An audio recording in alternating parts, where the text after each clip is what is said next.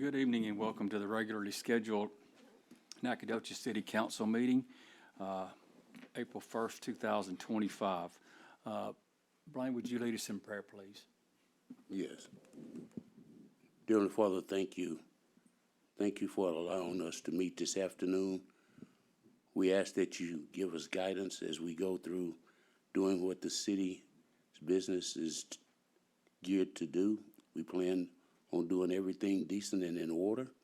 And also we plan on carrying out the plans that our city officials would have us to carry out, and also the citizens of this city.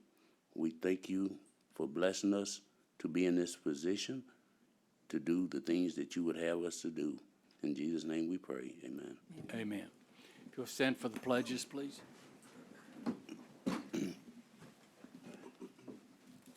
Pledge allegiance to the flag of the United States of America and to the republic for which it stands, one nation under God, indivisible, with liberty and justice for all. Honor the Texas flag. I pledge allegiance to thee, Texas, one state under God, one and indivisible. Okay, next item is open forum, and Mr. Lackey.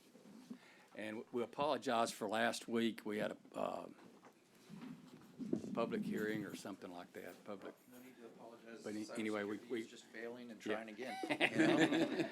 Anyway, welcome, sir. Thank you. Good evening, mayors, city council, or council members, and fellow citizens of Nacogdoches. First of all, I want to thank you for giving me the opportunity to speak tonight. I'm just a man on the ground around here, an everyday Texan who's seen things from a little bit of a different perspective than some of y'all. I spent my time as an infantry soldier in the U.S. Army, and one thing that I learned is, both in the military and in life, that the small proactive steps are what keep us safe when things go sideways. And that's what I want to talk to y'all tonight about, cybersecurity. I know cybersecurity might not sound like something that you need to worry about here in East Texas, but let me tell you, it's more important than we might think. Just recently, in another small town in Texas, online criminals struck. Mission, Texas, out of Hidalgo County, had their government hit by a cyber attack. It was bad enough that the mayor had to request a state of emergency. The attack shut down their systems and left them scrambling. In 2023, a much larger city, Dallas, was hit by a ransomware attack that cost them $4.5 million in expenses related to the breach. Folks, this shows that it doesn't matter how big or small your town is, they're all targets, and that's the world we're living in now. I'm here to tell you that no city, no matter how small or quiet, is safe from these kinds of attacks. And without proper preparation, recovering from something like this can be costly, not just in dollars, but in time, resources, and public trust. We might think we're covered by insurance, but if we don't have the right security in place, insurance could turn us down when we need them the most. I'm proud to live here in Nacogdoches. This is my home. This is where my wife and I have chosen to raise our children. Though I live here, I've been working for a company named Your Business Solutions out of the Woodlands for the last 3 years. Your Business Solutions has been serving the public since 2004, and we're led by our CEO, Clint Brinkley. After hearing about the cyber attack in Mission, Texas, I asked our CEO if I could register the city of Nacogdoches for a pro bono risk assessment. Assessments like this don't come cheap. They cost sometimes $10,000 to $50,000. And in the current climate, it could only get worse. I was overwhelmed with joy when Clint told me that he would answer the call too, and agreed to provide this service, the report, and then help y'all understand what we found at no cost at all.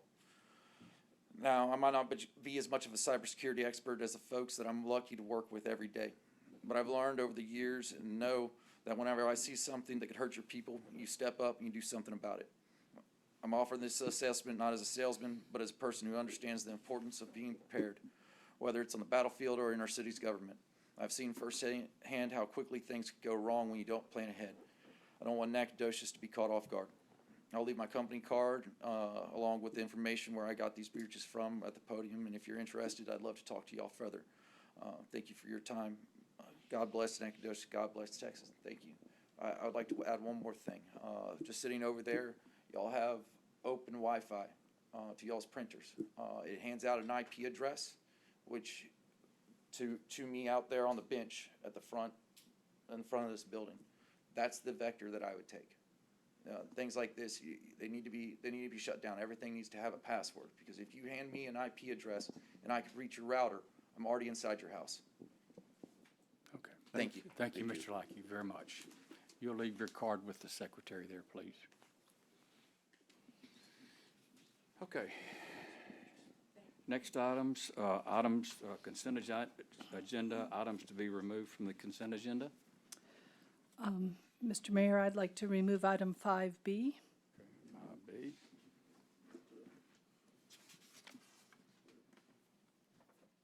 Make a motion, we approve the balance of the consent agenda. Okay. Second. We have a motion second. All in favor? Aye. Motion carries unanimously. Okay. Ms. Bellinger? Like to-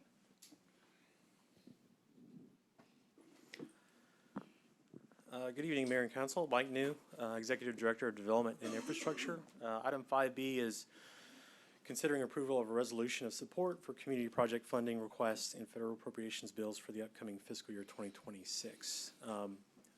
In your consent agenda was another resolution of support for an existing project related to I-69 construction, similar to requests that the city has made last year. Within this community project funding request, this is entirely local. This is within the city of Nacogdoches jurisdiction. There are two projects here. One we've requested last year but was not awarded, which is our storm drainage improvements projects. We've identified dozens of storm drainage improvement projects within the city and are also using funding from voter-approved bonds in 2023 to supplement that, but there's definitely more projects than there is funding, and we're working to work those one by one. So this request is simply to supplement a lot of existing projects we've identified. The other request relates to our downtown technical advisory committee efforts, and the consultant we've hired, Goodman Corporation, has identified potential funding for a parking garage, a parking structure that our committee is looking at. Our consultant is analyzing parking demands and creating an analysis to develop. We anticipate that with a request made through Representative Pete Sessions' office for federal appropriation, at this point, we're looking at, I would say, a high conservative amount, but as we complete the analysis, this is going to come a little bit narrower into focus. It's about $10 million for a parking garage structure. That is the request for funding, and that's funding the entirety of the project. And as this goes through the appropriation process, the discussion among committees, will be communicating with Pete Sessions' office in tandem with these requests to identify what may be feasible, what's achievable, if anything needs to change, and how we make that move forward as a goal for downtown. As you know, we're still in discussion with our Tech Advisory Committee on what that looks like, but we want to get on the ground with a request. This is the timing and the opportunity to do that. We don't have a lot of time to submit these requests. In fact, this was actually requested of us not longer than about 10 days ago. So getting this request out the door, we anticipate sending this with council's approval tomorrow to get on Pete Sessions' desk and his congressional office start working on these appropriation requests. And happy to answer any questions, but this is simply a continuation of a lot of discussions council's aware of and that we've made the public aware of with our downtown technical advisory committee.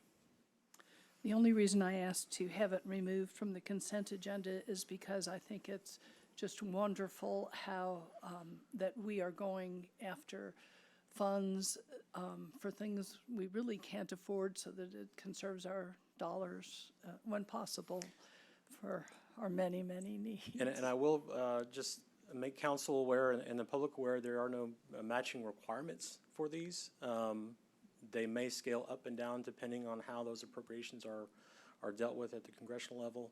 There's no matching requirement for this. However, we do work through that process with those offices to provide them information on how we make determinations on the project. So this is a conversation that will continue in these months, and we'll have more information as we gather that with our consultant on downtown. So, ready for, Yes. I'll make the motion that we approve the resolution as outlined in item 5B. Second. Have a motion second. All in favor? Aye. Motion carries unanimously. And thank you. Okay, now going into the regular agenda. Item 6A, consider acceptance of the fiscal year 2025 solid waste rate study results and recommendations prepared by New Gen Strategies and Solutions LLC. Mike. Good evening, Mayor and Council. Mike New, Executive Director of Development and Infrastructure. This is the final step in our consultant, New Gen Strategies, their study of not only our solid waste rates, but also our water and wastewater rates. You did receive some final numbers and standings and recommendations from New Gen back in September, right before we submitted our final budget request and approved this fiscal year's budget. This was a third item on that task for New Gen to complete a study of the solid waste rates and provide recommendations for that. We did engage our Capital Needs Advisory Committee to also hear some of New Gen's findings, and we have Matthew Garrett, let me get his title correct because I wrote it down here, the Managing Director of Client Relations and Services. Sorry, Matthew, I didn't have that memorized, but he is remote, he's online, he is going to chime in and take away this presentation. Thank you, Matt. Yeah, thank you, sir. No worries. It's a new title for me too, so I get it wrong occasionally. Well, thank you for having the slides prepared, and again, thanks for the introduction. Glad to be back in front of you, Council. We did have the opportunity on January 8th to visit with your CNAC or Advisory Committee on these topics, so we've taken their comments into consideration. This evening, really just want to share the big picture. There's a little bit of nuts and bolts here, but this is relatively high level compared to the work that Carrie and the team at your landfill and collection operations do. But please pause me. I appreciate the opportunity to present this virtually, as some other scheduling conflicts in the day prevented me from being there. But I do appreciate the time and do interrupt because I can't see you anymore, should you want to stop and talk about something in particular, okay? And if you don't mind advancing the slide, please. Thank you. So we got through introductions, the objectives generally we'll touch on. We're going to talk about the need for rate increases. That's going to be your revenue requirement. We'll talk about the customer types and generally how you're collecting revenue from the services you're providing. We'll talk about what the rates need to increase by to make the utility whole. And then, of course, we'll look for your direction and feedback and next steps. If you'll advance, thank you so much. I was supported by Eric Feldhaus on this. He's not on the call, but we do appreciate your team. There's a host of folks, including Case, who I see is joining remotely as well, along with Kerry and his team, BD, and certainly Todd in the finance department. So it was a bigger team than what you see on this screen, but if you'll go ahead and advance, we'll move into sort of the nuts and bolts. So revenue sufficiency is one of our targets, right? As a business, as an enterprise fund, we would like for this utility to pay its own way, which means we need our revenues to exceed our expenses by some margin to have enough buffer for a reserve. That's step two. Do we have some reserves? Are we depleting those reserves and the like? And then over the long term, you'll see a capital plan and some equipment replacements. We have to reinvest, right? We can't buy it once and ride on that for years. And so this study does take into account several larger replacements and capital items. And you go ahead and advance to the next, please. So our methodology is much like if you were on the council when we presented the water and wastewater study. We develop a test year. We use your budget as the base year for that. We then ask staff, how are things going to change? So we can then develop a revenue requirement forecast out 5 years.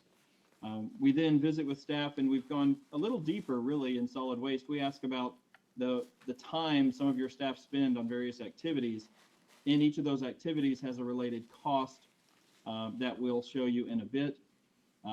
We then determine your billing units. So how many customers do you have today? How many carts are picked up? How many tons roll across the scales? What can we expect in the future as a reliable revenue stream? And then lastly, that cost to service says, put all those numbers together. Are we making enough? And then what effectively is the rate need going forward?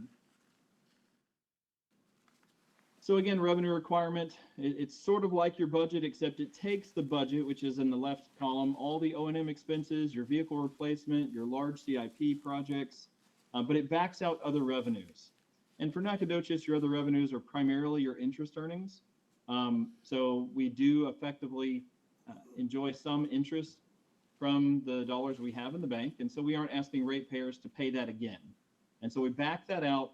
That leaves us with the total we need year to year through rate recovery. And now that we've kind of solved for the variable, right, the one thing we're trying to solve for here is amount from rates. We can get in a little deeper about how to collect that. And you'll advance, please, if you don't mind. Thanks so much. And so specific to Nacogdoches, you have expenses that are forecasted to increase, as you see, from 8.2 to 9 million over this 5-year period. Your total new equipment and rolling stock is about 7.2 million. That's inclusive of some escalation of cost, but it's a pretty steep hill. We have compactors, we have trucks, we have even a scraper cost is factored in as part of that over the long term. So cost at the landfill and cost for collections are driving that number up. That's pretty routine for a solid waste operation and for a landfill operation. They need big equipment to do what they do, and those costs are pretty high over time. Unfortunately, we haven't seen those go down ever, but lately costs have gone up quite a bit. So additionally, we have 6.8 million in capital improvements at the landfill. And if you'll go ahead and advance to the next slide, we'll talk about what those include. We have this year, you see that 3 million for the new landfill block cell and another 1 million in fiscal 26. We have items related to the construction around the permitted landfill items. And again, then in 27, 1.32 million, and then some smaller central garbage sites and the water line installation at the landfill this year. Any questions about the CIP or anything else we've talked about? Just because I can't see you, sorry. Okay, excellent. Well, I'll move along. So service categories. So we take that total budget we've been talking about, and then we say, what activities are we supporting? So to our residents, we're offering curbside cart collection once a week. We have brushy collection opportunities. We have a recycling drop-off. For commercial customers, we take carts for some of them. And then we have our dumpster service, of course.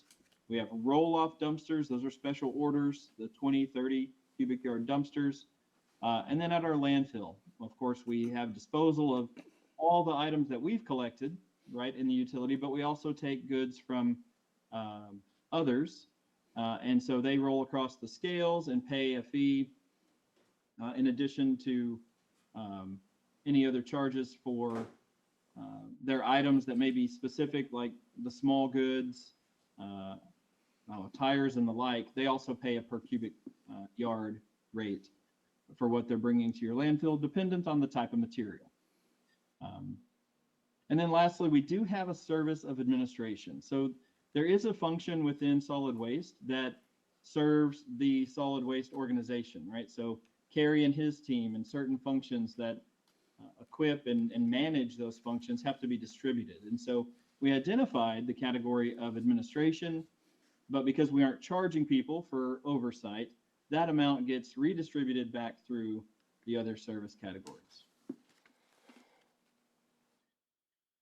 Right, and so those 4 categories sort of broken up by cost by year. You'll see disposal costs there at the landfill, a little over 3 million. The residential collection totals another 3 in year 25. We have a little over 1 million for the commercial hauling and disposal services. And then lastly, the roll-off services make up that last little bit of yellow. Those numbers track and increase over time. Those costs are, of course, inclusive of some general inflation, that equipment we've just talked about, and the capital needs of the organization. And so because we dug this deep, we went one step further and broke down the actual rate that your residents are paying. And so from the total fee that your residents are paying today for the cart service, you see, and if you'll click, I think we get another total there. The $24.77 is the total. If you're driving, could you advance or click once for me? Thank you. Just a note that that's the total rate for once a week service and these other opportunities for recycling and brush and limb collection. That rate was last changed in 2018. And we've had a lot of increases in inflation since then, and probably expanded our service offerings in a manner of ways. But overall, this is how the total cost today breaks down into the subcategories. And if you'll advance, thank you.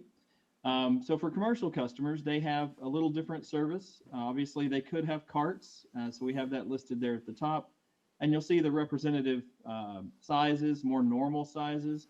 You probably know this, but your solid waste provides a number of size container opportunities and frequencies for commercial collections. But you'll see a 3 cubic yard dumpster once per week is $65. And the last one, for example, is a 40 cubic yard roll-off compacted at $961.20. Between those last two bullets, you see a slight variation. So your compacted rate of $555 is a little higher than your $504 for not compacted or open roll-off containers.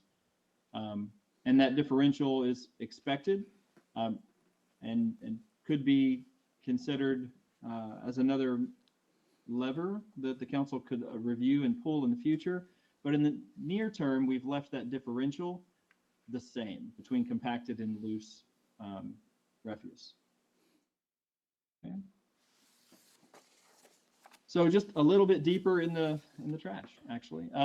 So we have this landfill tonnage. You may have seen this before. This was provided by Kerry and his team. So I won't belabor, but the 2 or 3 key things to point out here. You do have about 45% of the pie there on the right. That's just city collections. You have some other, you have the residents as the next highest, bringing in about 20% loose on trailers. Then you have the outside compacted, generally from third-party haulers like Lilly, Piney Woods, and the like. All right.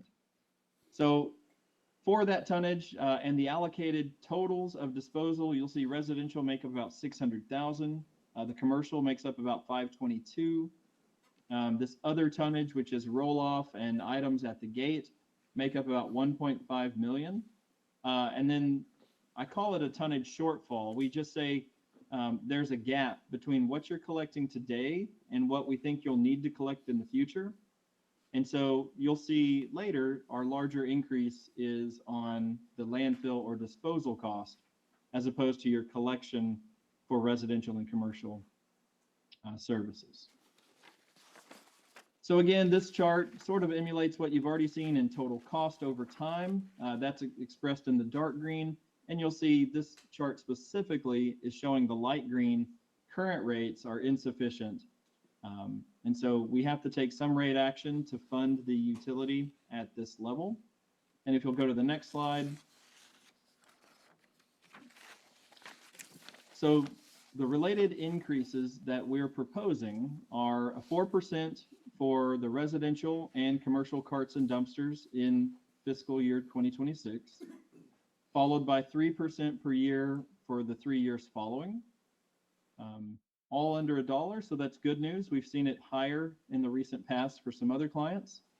And then as alluded to before, if you'll advance to the next slide, the disposal rates, we saw that under recovery, and so we're suggesting that that increased by 9% in fiscal 26, so October 1st of this year, presumably, and then a 5%, and then it catches up effectively. After we've taken those 2 larger steps in years 26 and 27, then it can be back on par, subject to change in your capital needs with your other rates at 3%. So ultimately, we anticipate some under recovery in the current year. To make up for that in 26, we've adjusted rates, that 4% to the residential and commercial customers with collections, and then 9% for disposal at the landfill. That gets us to a little over break even. And then in the subsequent years, we're able to actually make up some of that deficit or cash that we will have lost if the projections for 25 hold up. So lastly, really, we have the CNAC recommended support of this on the January 8th meeting. They had their own recommendations. I believe you may have received a report on that. We've tried to encapsulate most of what they recommended, not only with more increases on the disposal side, but also with some opportunity to recover what would be a loss over time through the over-recovery or building back balances. We would recommend that the council take action sometime this year, at the latest, fiscal 26, starting in October 2025.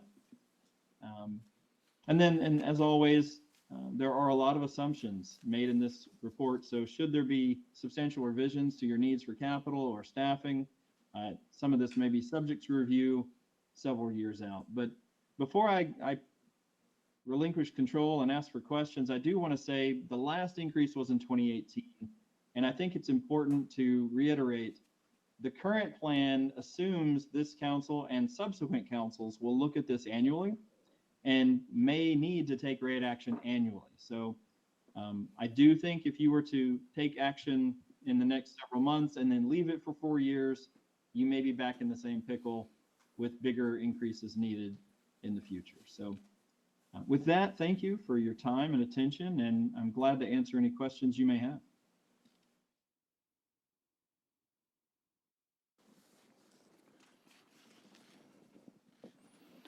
Are we going to approve this tonight? Can we?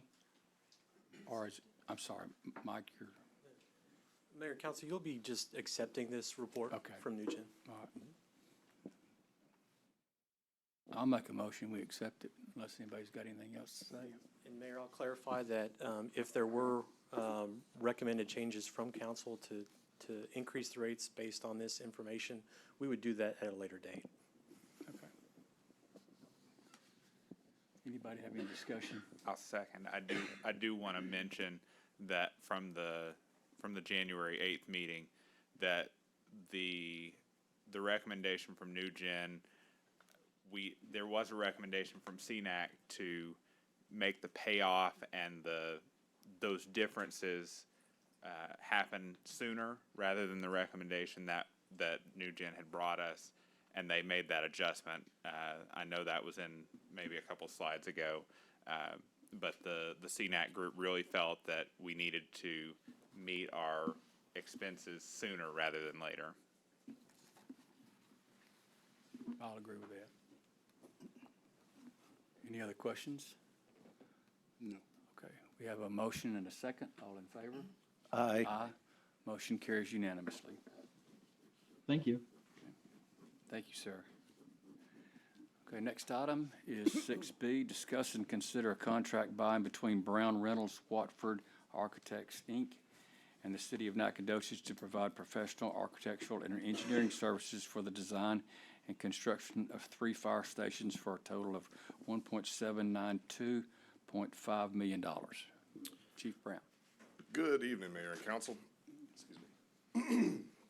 Mike Brown, your fire chief. I think that's the first time I've remembered to say that since I've been appointed to this position. I'm very excited tonight. Tonight is a big night for us as we move forward. It's a very exciting time for us, both this item and the next one that we'll be bringing you shortly.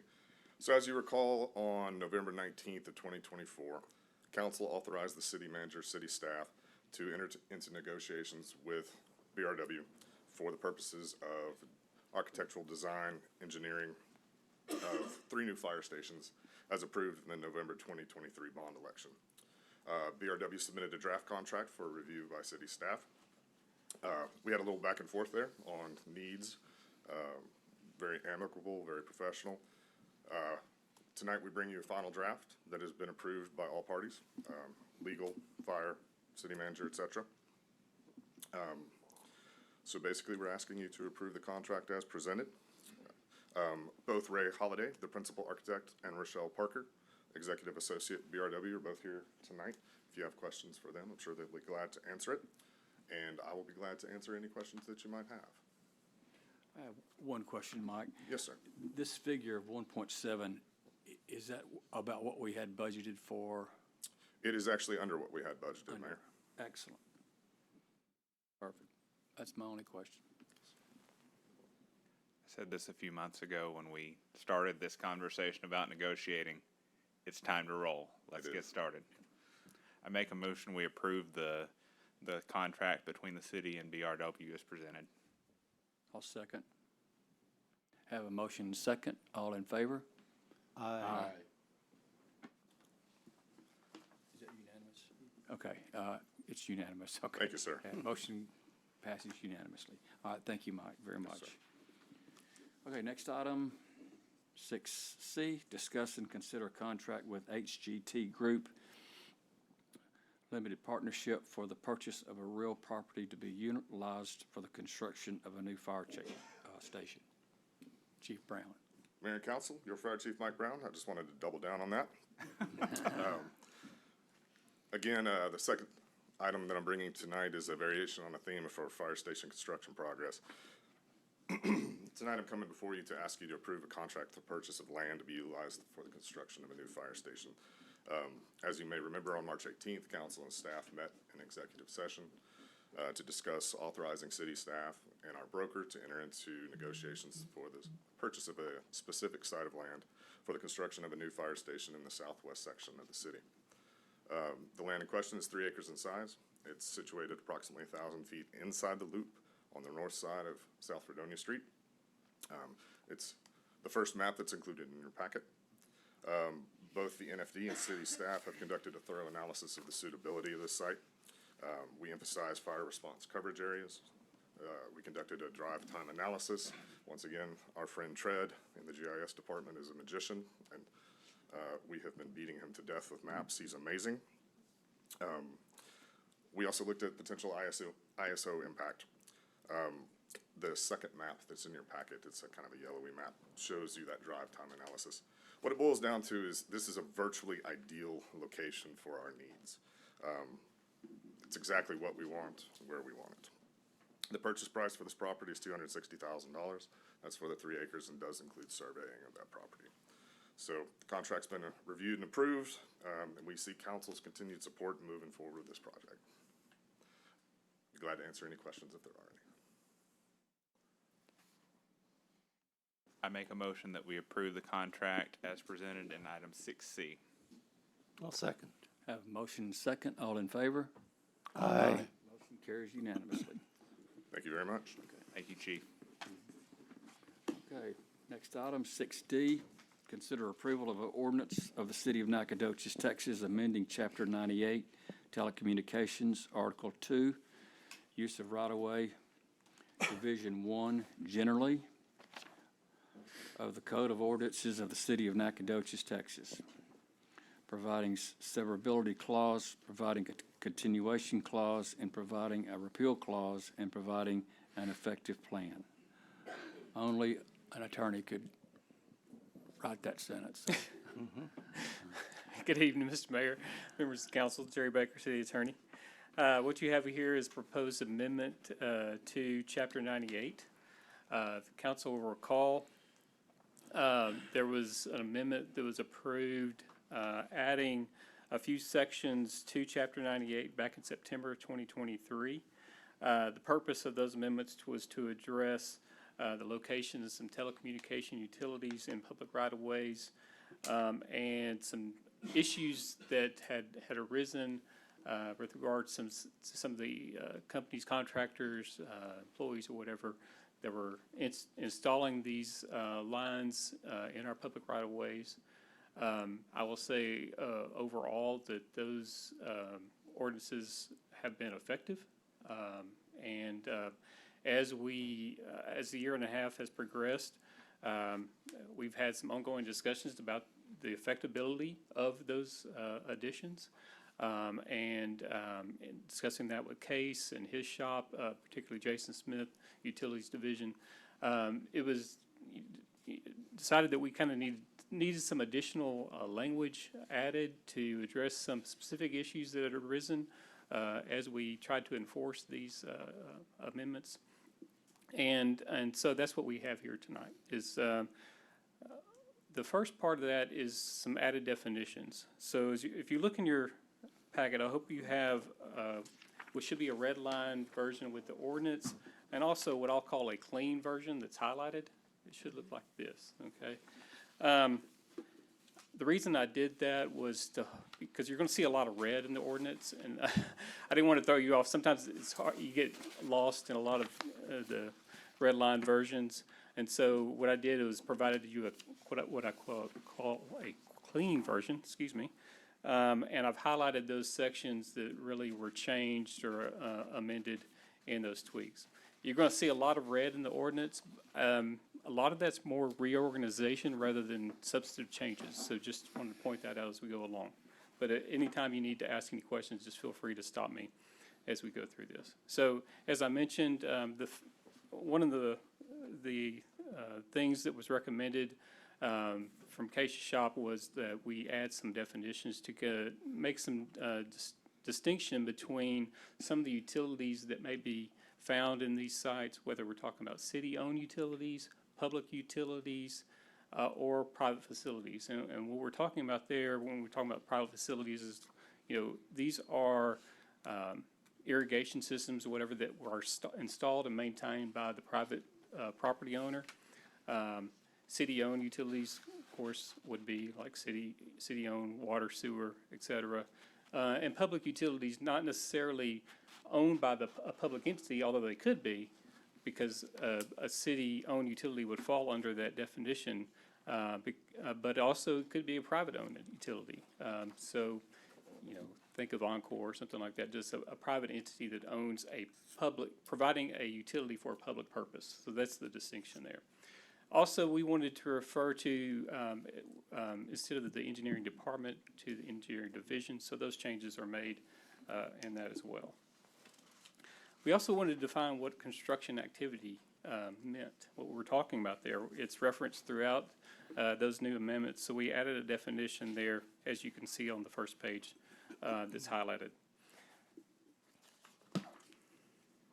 Any questions about the definitions that we added? Okay. So the bulk of the amendment is a reorganization, really, of Section 98-30, which goes at the heart of the additional sections that we added about a year and a half ago.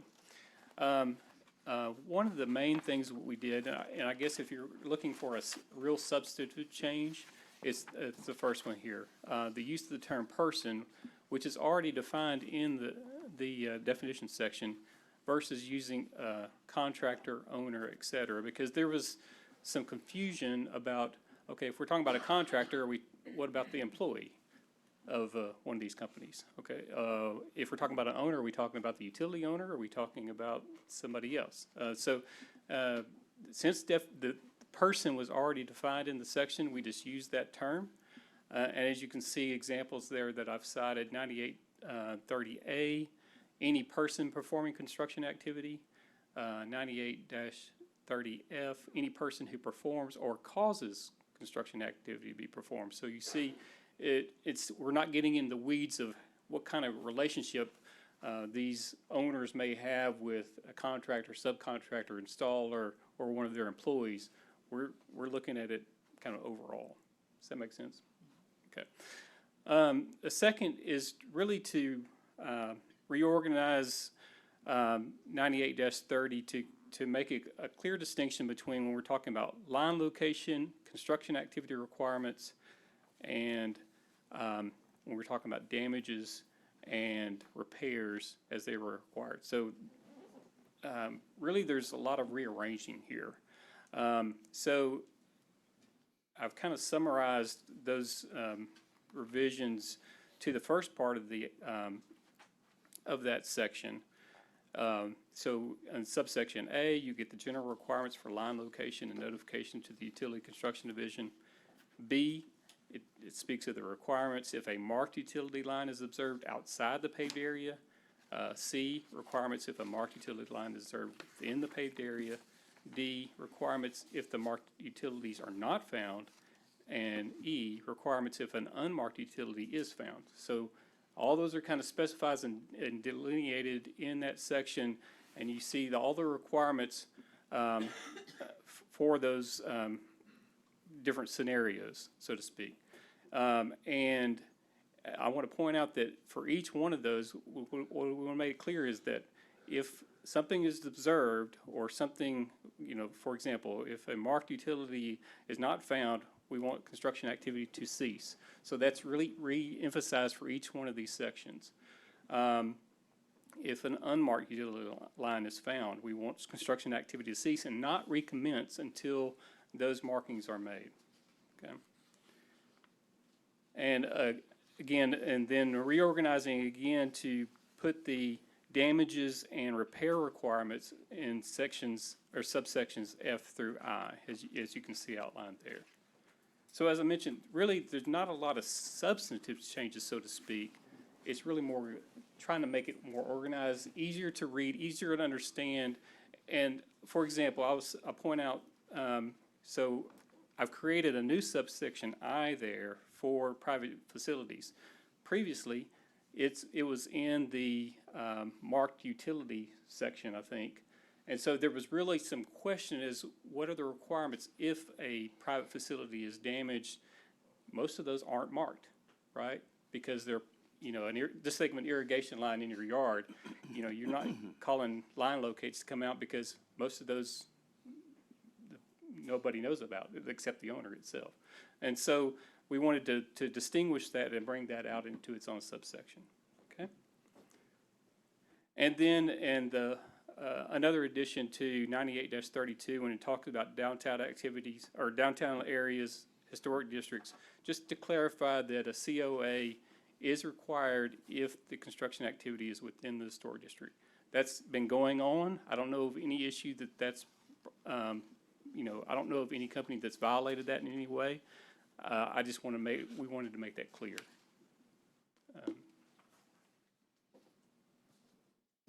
Any questions?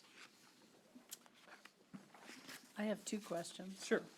Have we had any situations in which we've had damage that's occurred that we couldn't get the damage repaired until we clarified this? Well, there was some damage to some private irrigation lines that we've had, and I think it was on Park Street.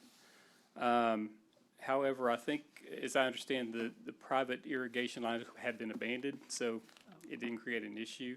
There were some issues as in that instance when, because as I mentioned, private facilities weren't distinguished in any way, so there was a real question of whether they had to cease activity at that point once that damage was created, and that created an issue that we tried to address.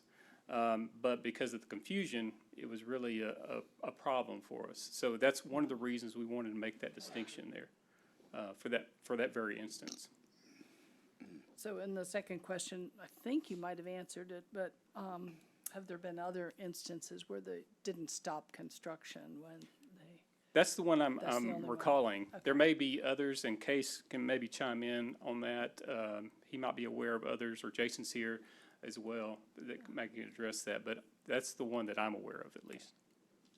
Yeah, that's the main one. I'm sorry, Case Opperman here, Director of Public Works and City Engineer. Yeah, I think the main impetus for all this is there was a lot of finger pointing, with some of these damages and defining more completely, who is who, who's the contractor, who's, the person, et cetera, is hopefully going to reduce some of that. This wasn't, your ordinance says this person's responsible and that's not me. Well, you're the one that did it, so yes, it is. Thanks. Again, and that gets at the heart of what we're trying to do here, just make it a lot more clear, easier to understand, not only for the public or these companies that are engaging in this activity, but also staff as we're going out there and trying to see if there was a potential violation. Great. So, being in an old city, very old city, is there anything in here about if they find artifacts of any kind, like when they were digging up Mound Street or tunneling utilities? Case, are you aware of anything in our ordinance about that? Nothing's ringing the bell from that I can recall on that. Off the top of my head, I don't, but I know when the city encounters things, we have to stop immediately and get with the historical commission. I have to look into whether or not that same rule applies for private entities. I don't know if Jessica's in the audience. She might could speak to that if she is, but I don't She's not recall here. off the top of my head. No. Brad will tell you if Jimmy Hoffa turns up. You looking for bones?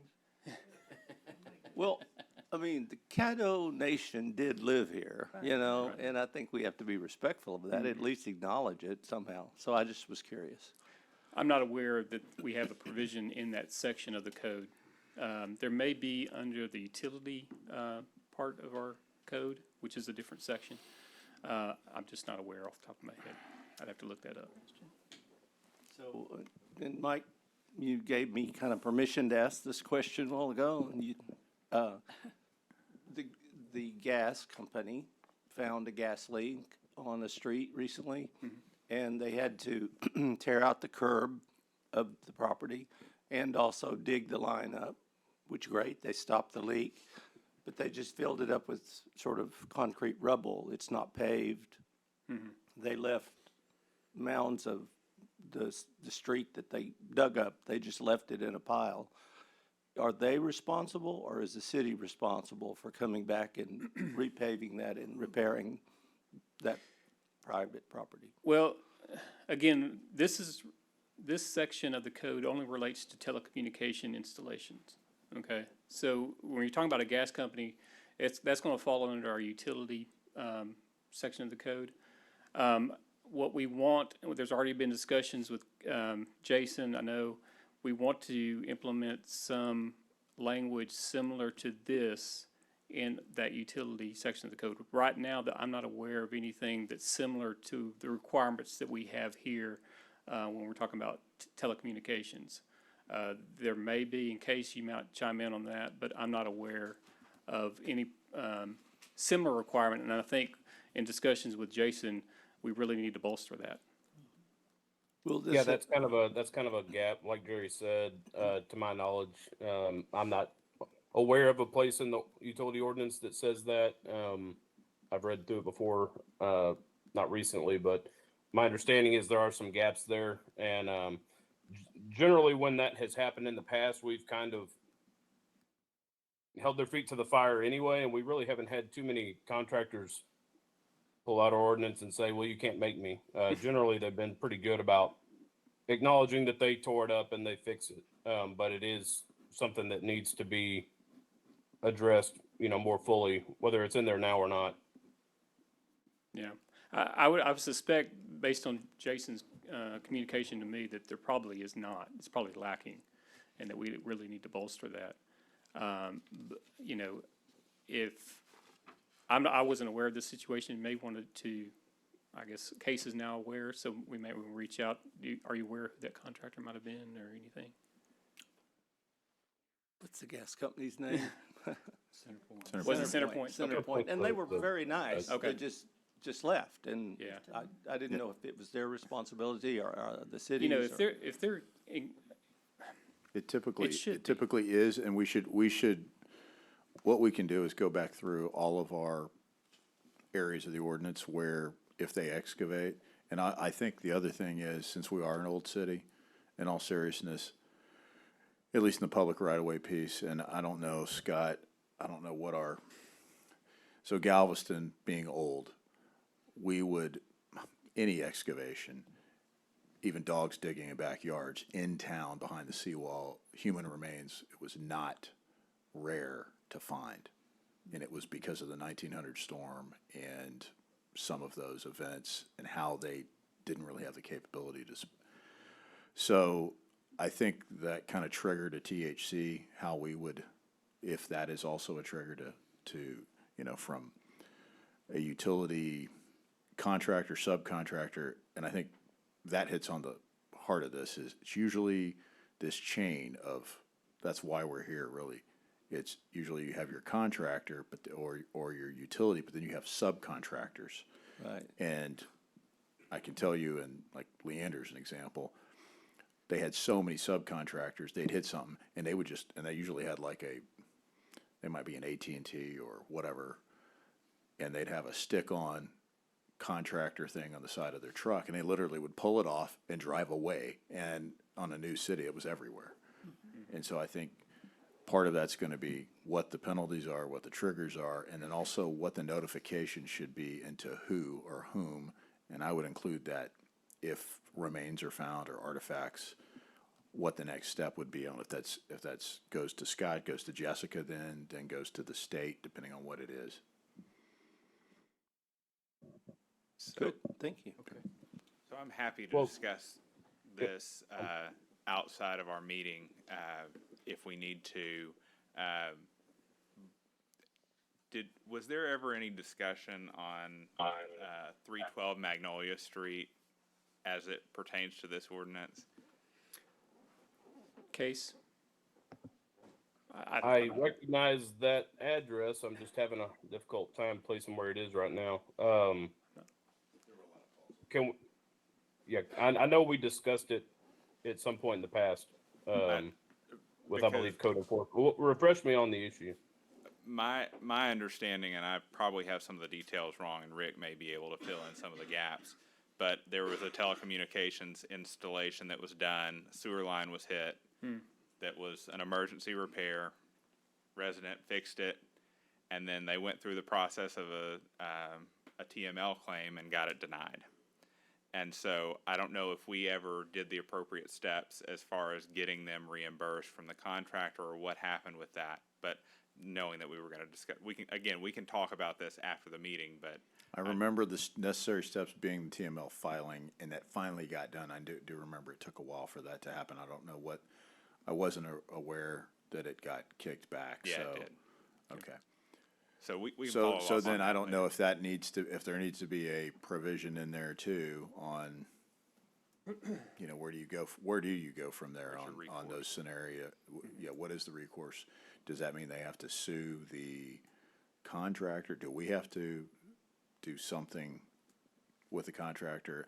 What about the bonding requirement too? Do we have because I think that's what we added in Leander was a bonding. We did add a bonding requirement to cover some of those for the contractors authorized and then thus their subcontractors. So if they did hit something, there was another avenue for recourse. And there are those companies that have a permit, pulled a permit, and we make those requirements for them.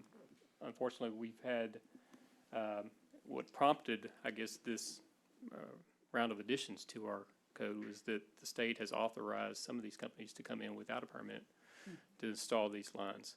And so what can we do at that point to respond to that? And that's why we have the additional sections to Chapter 98 in particular. And the other thing is when you're getting into fiber and cable, it's FCC.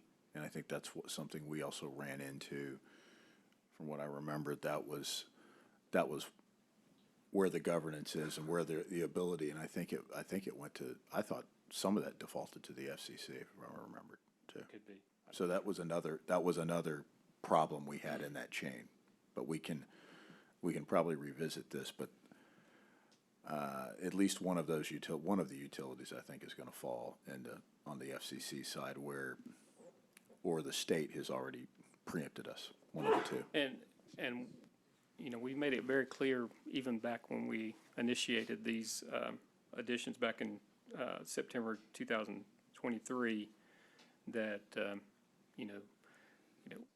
and we tweaked it here to say the person who is requiring someone to engage in this activity is going to be ultimately responsible for any damages that are that happen here, so that they can't hide behind, well, I'm just a subcontractor, I'm not responsible, or, your ordinance mentions contractor, I'm an employee, I'm not responsible, something like that. So that's really one of the changes that we're trying to make, to use that broader term of person to make that more encompassing. I just want to say I appreciate these changes and also the changes before that really helped us to control all these telecommunications that came into the city. And that was very, very helpful. So, would you like a motion? I'll make the motion that we approve the ordinance as outlined in item 6D. Have a motion and a second. All in favor? Aye. Motion carries unanimously. That concludes our regular session. Pursuant to Texas Government Code Section 551.087, we will be in executive session. We'll be back shortly. Thank you very much. Returning from executive session and at 6:49, pursuant to Texas Government Code Section 551.087, no action taken. This meeting is adjourned. God bless the great city of Nacogdoches, Texas.